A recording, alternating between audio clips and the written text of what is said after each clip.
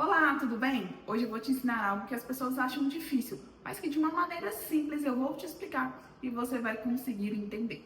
Sabe quando o casal resolve se casar, constrói um patrimônio, fazem dívidas, compram bens, uma casa, um carro, se casam e são felizes até que resolvem se separar e cada um quer seguir o seu caminho. E aí, como ficam as coisas, como ficam os bens depois dessa separação? Quem fica com o que depois do divórcio? Esse é o tema do vídeo de hoje, então vem comigo que eu vou te contar. Quando o casal vai se casar, eles escolhem também quais serão as regras aplicadas àquele casamento. E essas regras estão estabelecidas no que a gente chama de regime de bens. Hoje, entre os regimes de bens, nós temos os principais: regime de comunhão parcial, regime de comunhão total e regime de comunhão universal de bens.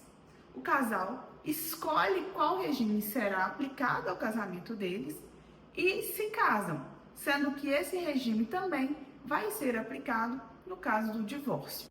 Então, no divórcio, vão ser analisadas as regras do regime de bens escolhido pelo casal.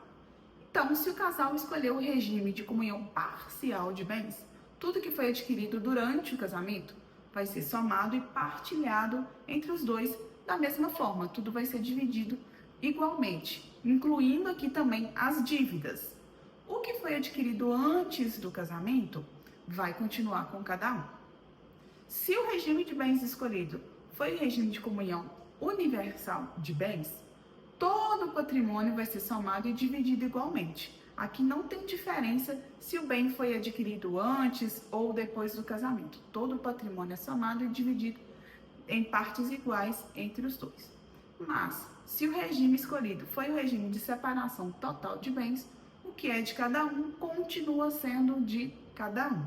Mas aí você pode estar se perguntando, então, no regime de comunhão parcial de bens, que é o mais utilizado hoje, cada bem adquirido durante o casamento, e aqui uma observação que esses bens, eles têm que ser adquiridos de forma onerosa, ou seja, não pode ser doação, as doações não entram nessa partida.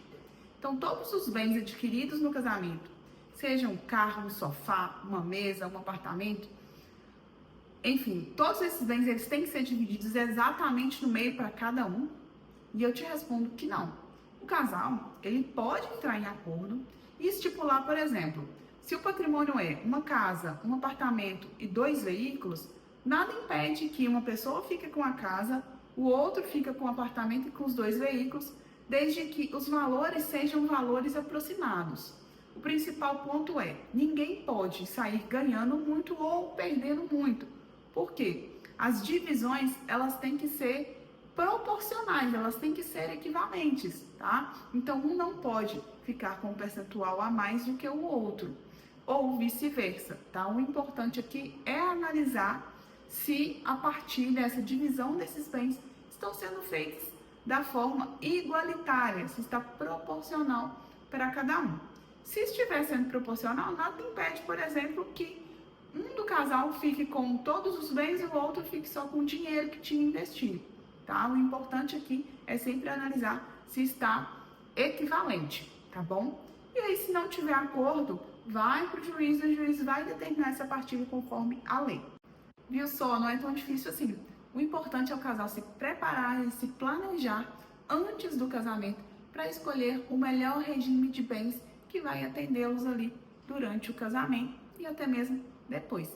Se você gostou desse conteúdo, se te ajudou, não deixe de curtir o vídeo e se inscrever no canal. E se você sabe de alguém que precisa ouvir as informações desse vídeo, não deixe de compartilhar também.